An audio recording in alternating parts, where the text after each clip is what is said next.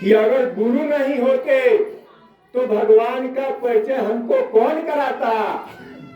गुरु मिले तब तो गोविंद का परिचय कराए। तो सबसे पहले बलिहारी हुआ गुरु की जो गोविंद दियो रखा है। तो प्रेमियों, जब आपको गुरु मिलेंगे, भजन का रास्ता मिलेगा, और जब भजन कीजिएगा तो भाव से पार हो जाइएगा। एक छोटा सा बच्चा जो मंदिर में जल चढ़ाने के लिए जाता है, मैं आपको उदाहरण देता हूँ विवेकानंद का। विवेकानंद जब छोटा बच्चा थे, जिस वर्ष हम लोगों के घर में पर्व त्योहार मनाया जाता है, उस समय उनके घर में पर्व त्योहार मनाया जाता था। उनकी माँ पूजा करके केवाड़ी बंद कर दी, कही कि बेटा भगवान का भोग लगाए हैं, 10 मिनट के बाद प्रसाद आएगा तो तुमको खिलाया जाएगा, प्रसाद बटेगा, सब लोगों को मिलेगा। लेकिन जो खोजी होते हैं, जैसे आपको बताया गया कि जिन खोजा तिन पाइया, पहले आपको बता दिया गया सत्संग में कि जिन खोजा तिन पाइया। तो जो खोजी होते हैं वो खोजते हैं, लेकिन जो टेकी होते हैं कि हमारे बाप दादा कुतबा मरो रहे, रखले रहे सदिया में, तो हमारे कुतबा रख दें तब लोग के भोग लगा के खियावल जाए। लेकिन उस रहस्य को आप लोगों ने नहीं जाना, ये क्यों उस घर में कुत्ता के बच्चा को तोड़ करके रखती थी, क्यों, ये भी मैं आपको बताऊंगा। लेकिन उसके पहले मैं आपको बता दूं कि जब गुरु मिलते हैं तब आपको भेद मालूम होता है। तो जब छोटा सा बच्चा, वही विवेकानंद जब छोटे थे तो उनके घर में पूजा हुआ था। माँ जब उधर चली गई तो कंवरिया को खसका करके और देखे कि कैसा भगवान आकर के खाते हैं, भोग लगाते हैं, उन को मिलता है खाने के लिए। तो जैसे ही कमारी खोले तो देखते हैं कि चूहा का बच्चा जो मुसरी उस प्रसाद को खा रही है। फिर कमारी को बंद कर दिए और कहे कि माँ, अरे हमने तो देखा कि वो प्रसाद को मुसरी खा रही थी। माँ ने उसको डांटा, जो भी किया कहे कि नहीं माँ, वो भगवान नहीं थे, वो मुसरी थी। और खोज में जब निकले तो वही पहुंचे विवेकानंद, ये जो गुरु थे रामकृष्ण परमहंस के शरण में गए, और वहां गए तो उनको ज्ञान मिला। और जब ज्ञान मिला तो वही भारत इंडिया के आदमी जब विदेश में गए तो एक शून्य पर बोलते रहे लगातार, उनका लड़ी नहीं टूटा। तो विदेश के लोगों ने कहा कि स्टॉप स्टॉप स्टॉप। तो ये होता है भारत का अध्यात्म विद्या। तो खोज किए। और मैं आपको बता दूं, ये कि घर में शादी होता था, हो रहा था, उसमें दरवाजा लग रहा था और भंडारा में खाना बना के रखा गया था। कहीं से कुत्ते का बच्चा दौड़ते दौड़ते चला आया। उस घर में बुढ़िया माँ थी, देखी गई कुत्ती का बच्चा, सारे जो भी रखा हुआ है सामान इसको जूठा कर दी, तो एक छांटी लिया के तोप दी। और ये बात पतोहिया देख रही थी, सोची कि हम माँ से कम होकर के पूछेंगे कि माँ, जब दरवाजा लग रहा था तो कुत्ता का बच्चा है, तब क्यों तोप दी, इसका क्या कारण है। तो संयोग बस शादी ब्याह के अवसर में भूल गई और नहीं पूछी, तब तक उसकी सास मर गई। जब सास मर गई तो पतो कही अपने घर वालों से, जब शादी का समय आया तो कहा कि नहीं नहीं, ये कुत्ता का बच्चा लाइए, इसको तोपेंगे, दरवाजा लगेगा, तब सारा सामान जो खिलाने पीने का काम होगा। तो उसमें कोई जानकार व्यक्ति जब आया वो बताया कि नहीं नहीं, इस पर परंपरा नहीं बनाइए, इस वजह से इसको ऐसा किया गया था और दूसरा कोई रीजन कारण नहीं है। तो आप लोग तो परंपरा में चल गए कि हमारे बाप दादा जाकर के मंदिर में जल चढ़ाते थे तो हम भी चढ़ाएंगे। मैं शंकर भगवान का विरोध करने नहीं आया और मैं जल चढ़ाने से मना करने के लिए भी मना करने के लिए नहीं आया। शंकर भगवान के मंदिर में आप जल चढ़ाने जब जाते हैं जाइए, लेकिन छोटा अबोध बच्चा जब जल चढ़ाने के लिए जाता है तो उसके लिए खुशी की बात होती है कि मैं भगवान के मंदिर में जल चढ़ाने के लिए जाता हूँ। लेकिन वही बच्चा छोटा से लेकर के और मरने तक अगर वही काम करता रह गया तो बच्चा ही रह गया, वो सियाना नहीं हुआ। जब अज्ञान में था तो जल चढ़ाता था, लेकिन जब होश आया 10 साल बाद 16 साल जब अवस्था हुई तो उस बच्चे को पूछना चाहिए था कि ये पंडित जी महाराज अब इस मंदिर में बैठे हुए हैं, मैं शंकर भगवान से मिलना चाहता हूँ, हमको शंकर भगवान से मिला दीजिए।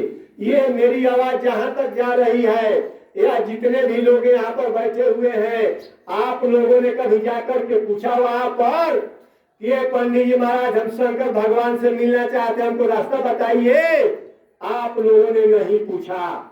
अगर आप उनसे पूछे होते तो पंडित जी महाराज को अगर जानकारी होता तो आपको बताते, और नहीं जानकारी होता तो कहते कि नहीं हमको मालूम नहीं है, तो फिर आप आगे बढ़ जाते। खोजते रहते तो कोई न कोई मास्टर, कोई न कोई गुरु मिल जाता। लेकिन आपने तो कहा कि है हमारे बाप दादा ही करत आवत हुआ तो हम छोड़ दे, तो तारा कहारा से। अरे नहीं छोड़िए भाई, तो ही राहत में घूमते रहिए। मैं आपको बताने जा रहा हूँ, इसी शरीर में जितने भी देवता है बैठे हुए हैं, ये कंठ जो फूटता है, मैं आप लोगों से पूछता हूँ, आप लोग कहते हैं क्यों कंठ फूटता है? तो आप लोग कहते हैं हमारा बेटा, हमारी बिटिया सियानी हो गई तो कंठ फूट गया। आप लोग यही ना कहते हैं जी? बोलिए, यही कहते हैं सब लोग। जो कंठ जब फूट गया 16-18 अवस्था में, तो लड़का लड़की सियाना हो गई, शादी कर देना चाहिए। लेकिन आए प्रेमियों, ये हकीकत बात नहीं है। यहाँ पर 16 दल का कमल है। यहाँ पर आद्या माँ शक्ति की भाषा है। जिस शक्ति की आपने पूजा भी किया 10 रोज पहले, माँ दुर्गा की, उनका भाषा कंठ चक्र में है। यहाँ हृदय चक्र में आइए तो यहाँ पर शिव और पार्वती का भाषा है। यहाँ नीचे नाभि चक्र में आइए तो यहाँ विष्णु और लक्ष्मी का भाषा है। और उसके नीचे जाइए इंद्रिय द्वार पर, तो वहां पर ब्रह्मा और सावित्री का भाषा है। तो ये 16 साल के अवस्था में जो आप दुर्गा की माँ की पूजा किए प्रतिमा रख करके, उनको पा लेना चाहिए था। ये फूटने का मतलब यही है। लेकिन आपको किसी ने नहीं बताया और आप उसी में रह गए। जिस तरह से आप करते आए, आपने खोज नहीं किया। तो खोज कीजिए, खोज पूछिए। आप जाते हैं मंदिरों में, ऊपर एक घंटा तान दिया जाता है घड़ा, और पानी उसमें से तब तक छूटा है रुई के सहारे शंकर जी के माथे पर। आपने कभी पूछा ये क्या है? वहां पर दीप जलाया जाता है, आपने पूछा कि क्या है? आपने कभी नहीं पूछा। अगर आप पूछे होते तो कोई बता देता। घर में घंटा शंख बजाया जाता है, ये क्यों बजाया जाता है? ये किनकी आवाज है? बजाने का क्या कारण है? ये आवाज जो है, ये नकल है उस असल का, उस परम पिता परमात्मा के मुख से 24 घंटा निरंतर वो अखंड देव वाणी अनाथ, वो घंटा शंख की आवाज हमारे जीवात्मा के कानों तक आ रहा है। लेकिन ये अच्छा और बुरे कर्म करते करते इसका आंख बंद हो गया, कान बंद हो गया, इसलिए सुनाई नहीं देता और हम नकल में जुड़ा गए। ये इतना बड़ा सुंदर ये आवाज बजता है, लगता है वो कितना सुंदर आवाज होगा, इस पर आप लोग ख्याल कीजिए। आए प्रेमियों, ये नर नारायण से जिस्मानी में अजीब आपको परमपिता परमात्मा ने बना करके दिया। यहाँ पर आद्या माँ शक्ति का वास, यहाँ पर हृदय में शिव पार्वती का वास, यहाँ नाभि में विष्णु और लक्ष्मी का वास। आपके घर में अगर कोई मर जाता है तो आप उसको ले जाकर के शमशान घाट, मरघर घाट में जलाते हैं। लेकिन बाजार में जो मुर्गा बिक रहा है वो जिंदा है तो मुर्गा, जिंदा है तो मुर्गा और मर गया तो मुर्गा। बोलिए, जिंदा है तो मुर्गा और मर गया तो मुर्गा। तो उस मुर्दे का स्थान कहाँ होना चाहिए? कब्रिस्तान में, मरघट घाट में। लेकिन उस मुर्दे को आप लाए अपने घर में, और घर में लाए तो देवताओं का आहार क्या है? सुगंध।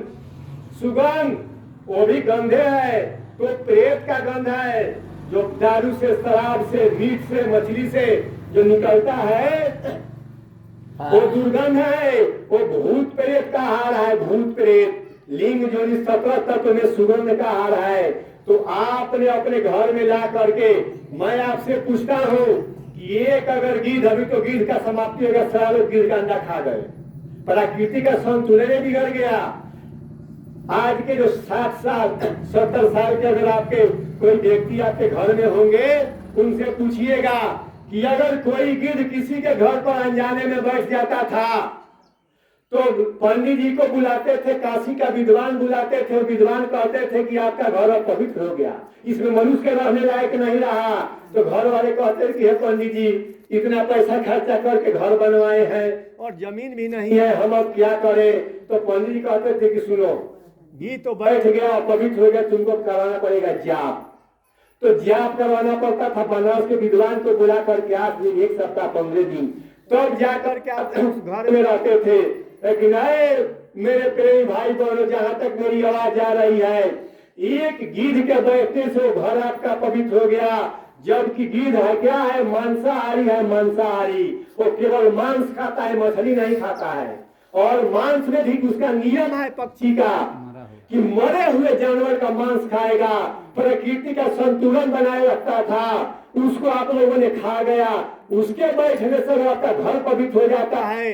तो आप बाजार से मुर्गा, मुर्गी, बकरी, भेड़ा कटवा करके लाते हैं घर में, और तेल मसाला दे करके इस जीभ के स्वाद के लिए आप उस घर को बना दिए कब्रिस्तान। तो आपके घर के देवता उसमें से निकल गए घर के देवता और चले गए चौराहे पर। और यहाँ क्या घर में वास हो गया प्रेत का। जब देवता खुशी होते हैं, हंसते हैं, तो उनके मुख से क्या निकलता है, दूध, दही, घी, फल फूल, अनाज, ये सब होता है। और जब राक्षस हंसते हैं तो ओलावृष्टि, महामारी, दुख, संकट, बीमारी, ये सब लेकर के आता है। तो आप अपने घरों में प्रेत का वास करा लिए। आपका देवता इंतजार कर रहे हैं चौराहे पर, ये कब घर में हवन उन्माद होगा, कब सत्संग होगा, कब इस घर से निकलेगा प्रेत की मैं जाकर के वास करूं। तो आपके घर का बरकत चला गया, प्रेत का वास हो गया, बरकत चला गया। आप अभी दुर्गा का पाठ किए 9 दिन, 9 दिन पाठ किए। 9 दिन में आप अरवा आहार किए, उसीना नहीं, अरवा चावल का किए। और फल मूल किए, अशुद्ध नहीं किए। और आप 10वें दिन तुरंत लाए भेड़ बकरी मार करके, और जिस दुर्गा की प्रतिमा का पूजा बना करके आपने बाहर में पूजा किया अपने हाथों से बना करके, और यहाँ जो बैठी हुई है 16 दल के कमल में, सबसे पहले आपने उनको दिया, यहाँ पर दिया। आप रोज नमः शिवाय का जाप करते हैं। हमारे गांव में शंकर भगवान की हर मंदिर में हो रहा है, जागो जागो महादेव, अच्छी बात है।